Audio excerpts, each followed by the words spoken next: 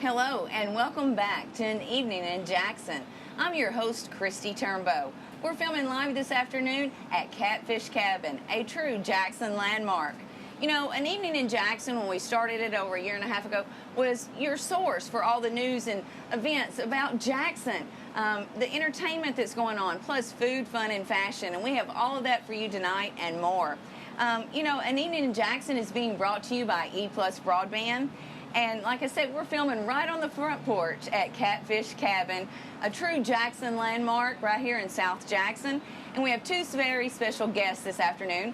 We have Mr. Matthew Marshall, the CEO of United Way, plus we have Cody Ridgeway, the owner of Catfish Cabin. We have so much great information to catch you up on. It's been a while dealing with all the COVID and everything, but we're so excited to be back. And we hope you enjoy tonight's episode of An Evening in Jackson.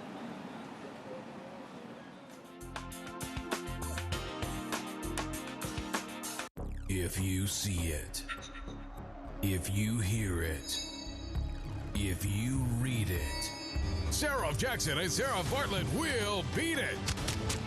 We'll meet or beat any dealer's advertised price.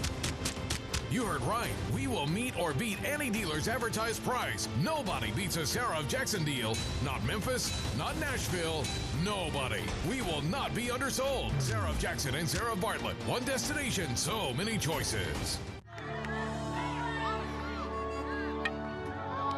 It's still hard to think that your child had cancer. The thought of them not being here, it was terrifying. Going through treatment for cancer can be quite difficult for patients. That's why platelets are so vital. When he would get the platelets, he would perk right up. Just so thankful that somebody had taken the time out of their day to donate platelets. Please help give them hope and the strength to carry on. Donate platelets.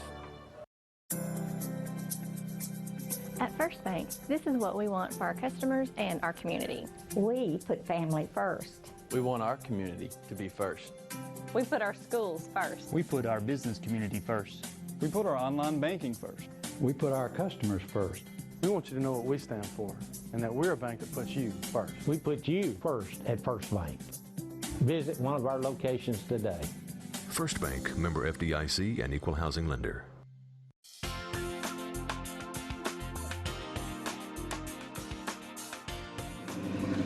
And welcome back once again to An Evening in Jackson. I'm your host, Kristi Turnbow, and we're filming live tonight at Catfish Cabin, actually on the front porch of Catfish Cabin.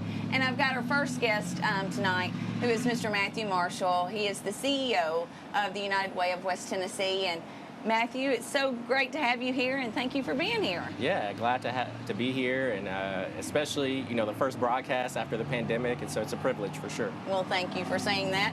You know, I was so excited to get back, and, you know, with what you do for a living with United Way, and then also being a fellow Rotarian, and how we want to truly lead our city and to help as much as we can, because COVID's affected Jackson and West Tennessee as well. Yeah, absolutely. But to give our viewers a little bit of background on you, like I said, you're the CEO of United Way of West Tennessee, and you guys serve 14 counties. That's right, yeah, all over West Tennessee. All over West Tennessee, so you basically serve all the counties that sort of make Jackson the hub city. That's right, absolutely, and that's, you know, it's interesting that you put it that way, because that's one of the ways that I talk about United Way, that we're the central hub of all things nonprofit in the hub city. In the hub city. Yeah.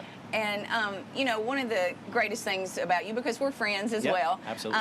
And getting to know each other through Rotary and stuff, but one of the things that so impresses me that I think probably no one else I know in Jackson can say this, is you're a fifth-generation Madison Countyan, That's so right. to speak. Yeah. And can you share a little bit about Sure. that? Because to me, that is one of the most special stories ever. Yeah, so... Yeah, it is unique, and I think sometimes I don't even realize how unique that is, but my great-great-grandfather, Jack Marshall, and I often tell people when I tell the story, his full name was Jackson, and there's a lot of suggestion that he changed his name to match that of the city that, you know, he ultimately would call home. But he was born actually originally as a slave in North Carolina in the 1850s. And he came to Jackson somewhere around 1871 to 73. And we know he was here for sure by 73 because he married my great-great-grandmother that year here in Madison County. Right. And so he went on to have kids and raise a family here and subsequently on. But what's so crazy about his story is that, as I mentioned, he was born a slave, but he came to Jackson, and by the time he passed away, he actually owned property in a 2-story home here in Madison County. And so to see that progression and what that has meant for generations after generation, even on to me, is pretty amazing. I just, the whole story is amazing. Yeah. But I think that your true story about the 5 generations here, very few people can say that. Absolutely, yeah. You know, and trying to find out who's a native Jacksonian and who's not, it doesn't really matter because we're all West Tennesseans. Sure, yeah. But being a true Madison County, you know, for 5 generations to me is just absolutely incredible. Yeah, for and sure. how your families continue to prosper and to grow. Yeah, that's right, yeah. And you have other ties to Jackson. You went to Union University. That's right. You're a graduate of Union. And didn't you start your career at Union as well? That's right, yeah. So I spent my first 8 years at Union. So I started out as an admissions counselor, recruiting students there, and then I transitioned to work in career services, or Vocatio Center, for 2 years. And then I finished working my last 3 in our Office of University Ministries. So yeah, you know, I spent a bit of time in my alma mater and have, you know, great love for it too. And, you know, to me, that's just another tie. And why you're so perfect, you know, the 5 generations plus going to Union, and then your true vision of what you want to accomplish being the CEO of United Way. Do you want to share some of that with us as well? Yeah, absolutely. So, you know, I think that, as you mentioned, West Tennessee holds, you know, a really dear place in my heart because I was born and raised here. I often tell people, for the most part, every single piece of my education came in West Tennessee. You know, really within the borders of Madison County here in Jackson. Well, your personal growth, your spiritual growth. That's right, all of that. Your education, I mean, all of it, yeah. I met my wife at Union, you know, so there's so many pieces.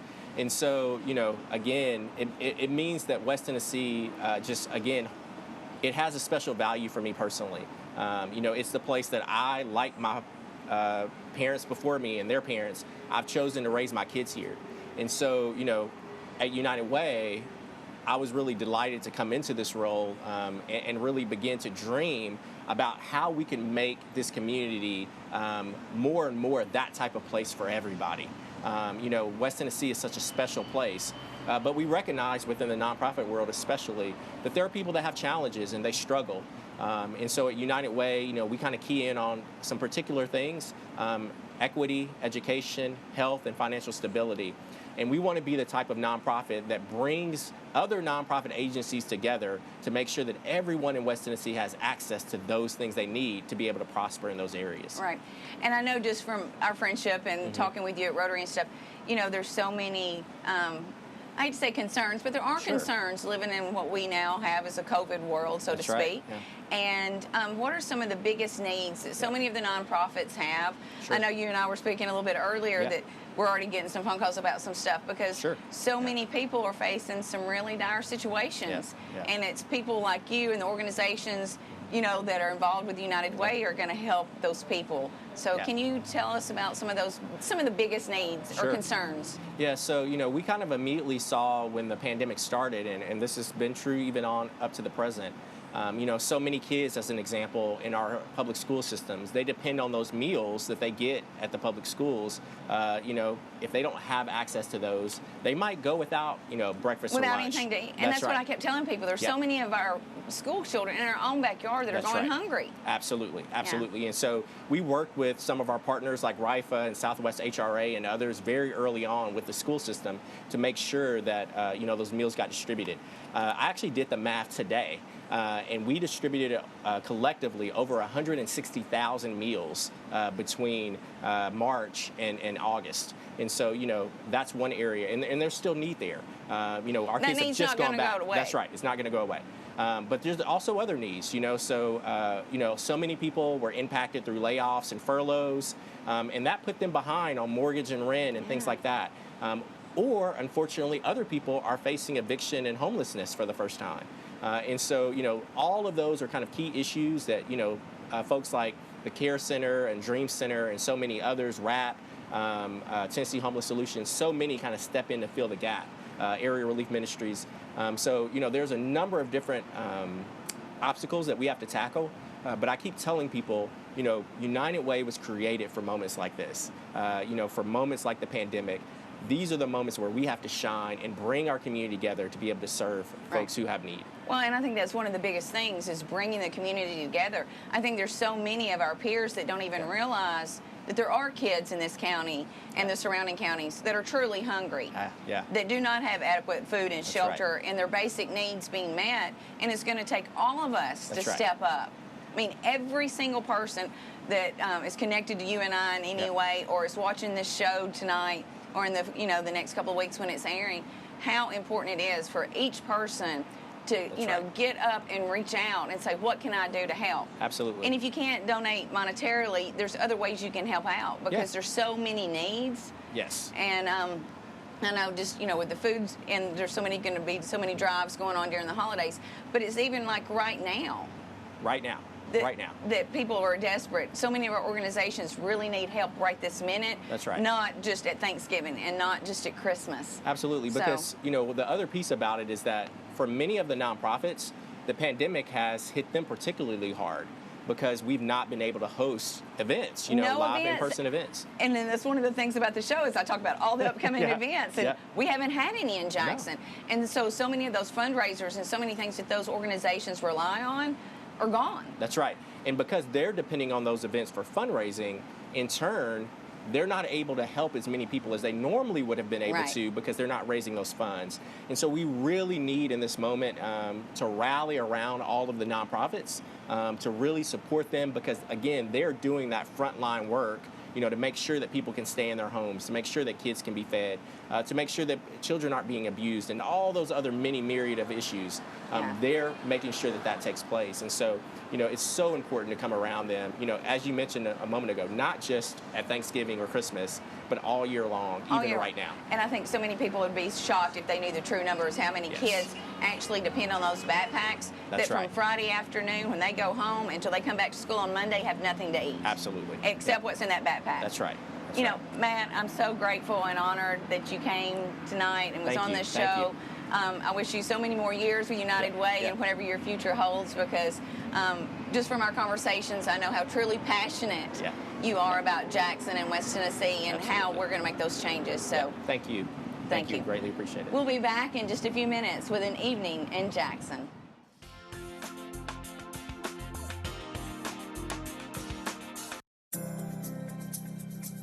At First Bank, this is what we want for our customers and our community. We put family first. We want our community to be first. We put our schools first. We put our business community first. We put our online banking first. We put our customers first. We want you to know what we stand for, and that we're a bank that puts you first. We put you first at First Bank. Visit one of our locations today. First Bank, member FDIC and equal housing lender.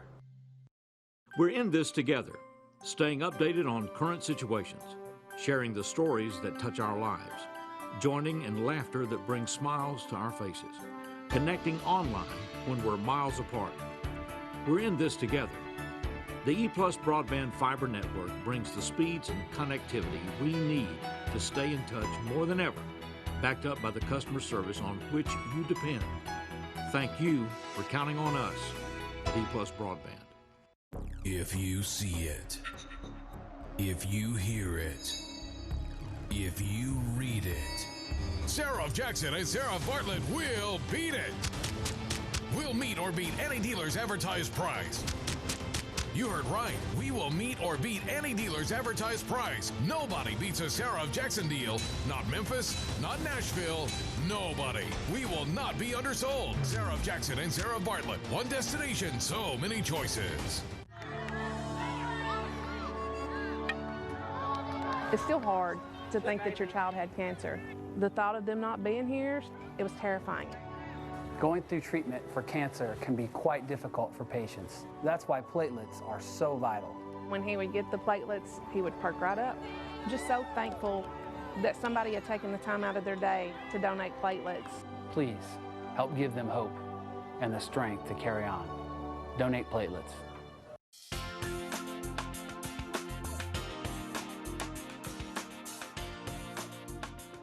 And welcome back once again to an evening in Jackson. We're finally back after we've been sort of not doing production because of COVID, but we're so excited to be back, and we're on the front porch this afternoon at a Jackson tradition, a true Jackson landmark, Catfish Cabin in South Jackson.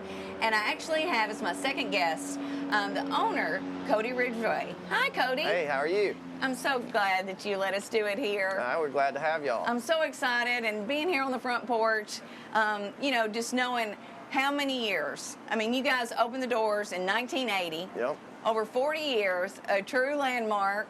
And I know you and your brother own Catfish Cabin. The one thing I love, too, is truly locally owned and operated. 100%. But tell us, I know you're open 7 days a week and all that, but tell us one of the things that you just love about Catfish Cabin and why everybody needs to come out and eat. Because the food's incredible. Everybody knows that. So. Yeah, I love it. It's a real, family atmosphere. It is, We have several employees who have been here 20 plus. We got one that's been here, two that have been here 30 plus years with us. And that speaks, amazingly of you and your brother and the way you guys run the business, Yeah, too. so it just, it does. That's what we talk about a lot, staff meetings and talk to them, it's just our cabin family. Yeah. So that's what it is for me. And then the customers begin. We have so many regular and repeat business that they kind of become a part of the cabin family too. So, right. Getting through those 2 months without them, with the door shut in the dining room, was tough. But they kept us going through to-goes and catering business and things of that nature. And y'all did a lot of catering. Yeah, I wanted to talk about the catering too, because I think so many people probably didn't even realize that y'all did that to the extent you do. That's something that was really picked up a lot. We're not open for lunch Monday through Thursday, but we are doing a lot of big lunch to-go orders and drop-off catering orders that we've always done on larger groups, but when that hit, we condensed it down and we've found a right way to go to a smaller number of people, and so we're doing that now, usually at least 3 days a week, Monday through Thursday. And that's just wonderful. And so, if you need a catering, you have to get with Cody and Catfish Cabin. But tell us some of the things some of the daily specials that y'all have, because y'all have something different all the time. Yeah, well, we try and do a lot of homemade stuff. We've got quite a bit of homemade desserts, several homemade appetizers now that are new. We've got a new spicy cabin roll that is some cream cheese, catfish, some spices, and we hand roll it in an egg roll wrapper in the kitchen with a remoulade sauce.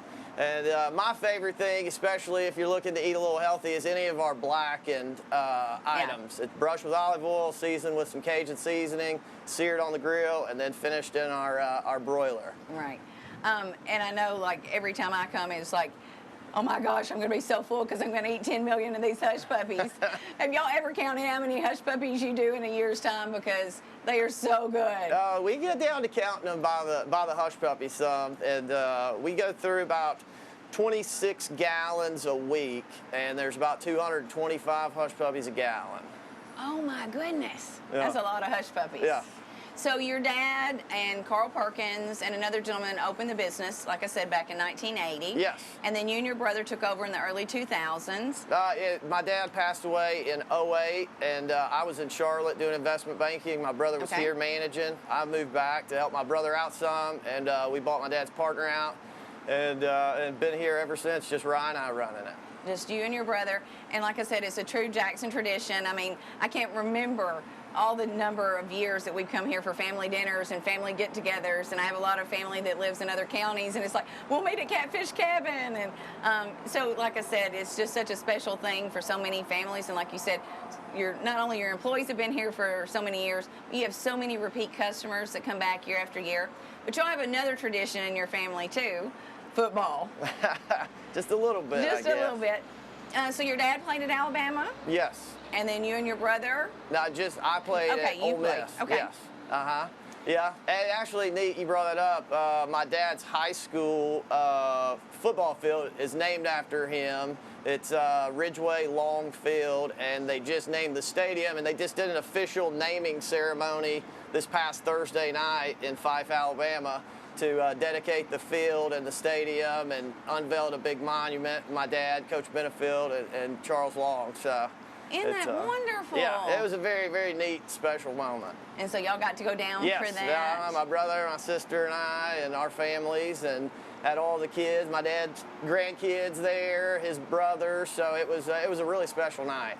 Well, that's wonderful. And then y'all get to carry on the family tradition, you know, every single day here at Catfish Cabin, too. Yes. Like you said, with the catering, with the takeout. Yes. And then if you just want to come and bring your family and have a great time. Right. With the family atmosphere. Right. Yeah. And COVID has affected that some, because that's one of the things. We're one of the few places that you can walk in with 20 people and Right. get seated pretty reasonable amount of time. A lot of times without even much of a wait, other than us to get the tables together. Right. And so it just, like I say, just a big family atmosphere. Going back to the football for a second, now when you played at Ole Miss, I heard you might have a tie to Eli Manning too. Oh, I was the starting punter all 3 years that he was the starting quarterback. Okay. And then for the year after as well, I was 1 year behind him. Okay, so y'all were buddies, because I know that's a big deal to all of our tennis. Yeah, we had a crew of us that ran around together a lot. Yeah, but that's such an interesting thing that probably a lot of people didn't know, except maybe your closest friends. Right. So when people come out to Catfish Cabin, they can talk to you about that as well. Absolutely.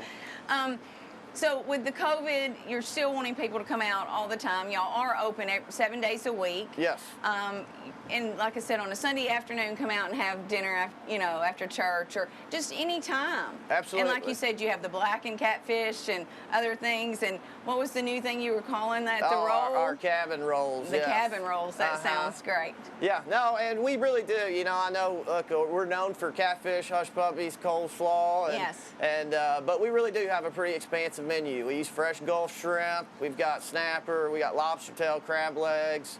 A wide variety, all the way down to hamburgers, chicken fingers, and ribeye steaks. So it's something. And I did misspeak on the hush puppies. We go through about 26 5-gallon pans. So more about 130-ish gallons a week. Isn't that amazing? Yeah, so.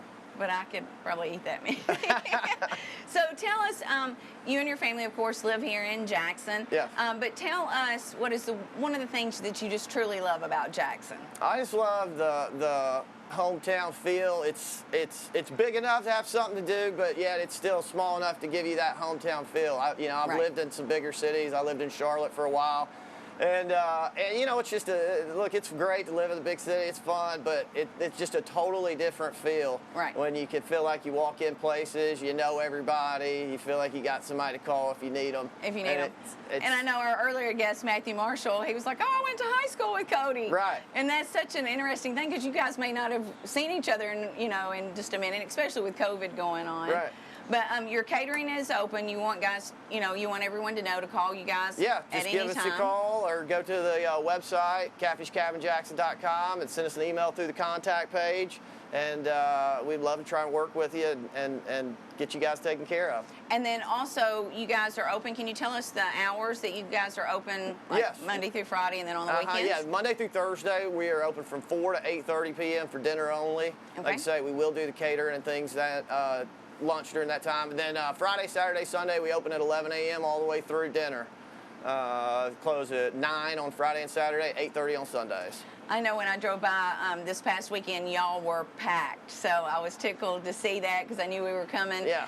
And if nothing else, you need to come sit on the porch and rock a spell. Right. And then go in and have a wonderful meal as well. Is there anything else that you want to share with us about, sort of how your dad got started with the Catfish Cabin and what it's become today? It's got a funny story. He was actually a football coach. I haven't played at Alabama, and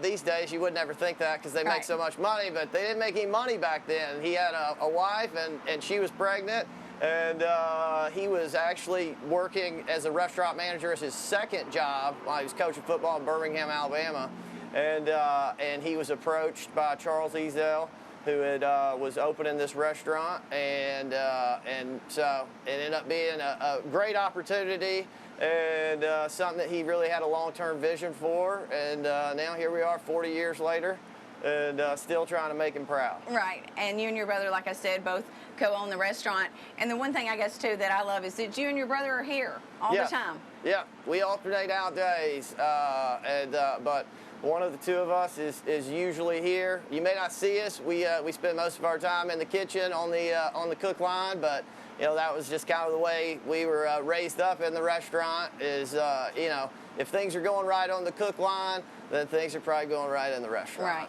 So, and holiday hours too, you guys be open in extended hours in the upcoming holidays, or? We are only closed on Christmas Day, New Year's Day, 4th of July, and Thanksgiving Day. Okay. So any other time, open. Yes, Catfish Cabin.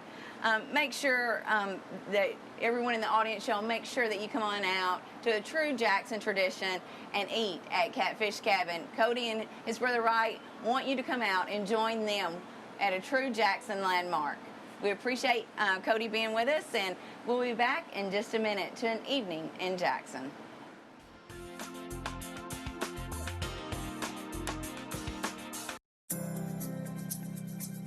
At First Bank, this is what we want for our customers and our community. We put family first. We want our community to be first. We put our schools first. We put our business community first. We put our online banking first. We put our customers first. We want you to know what we stand for, and that we're a bank that puts you first. We put you first at First Bank. Visit one of our locations today. First Bank, member FDIC and equal housing lender. If you see it, if you hear it, if you read it, Sarah Jackson and Sarah Bartlett will beat it. We'll meet or beat any dealer's advertised price. You heard right. We will meet or beat any dealer's advertised price. Nobody beats a Sarah Jackson deal. Not Memphis, not Nashville, nobody. We will not be undersold. Sarah Jackson and Sarah Bartlett. One destination, so many choices.